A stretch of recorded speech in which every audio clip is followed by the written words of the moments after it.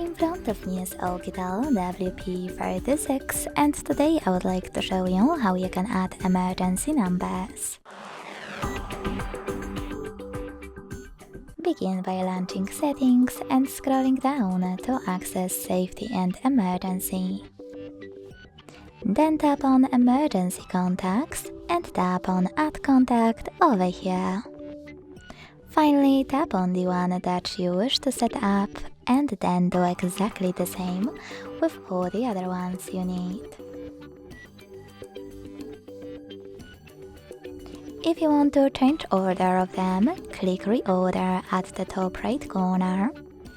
Drag them to create a perfect list and hit Save. To delete one of your contacts, click on this X next to the one that you wish to get rid of and confirm your choice in the pop-up.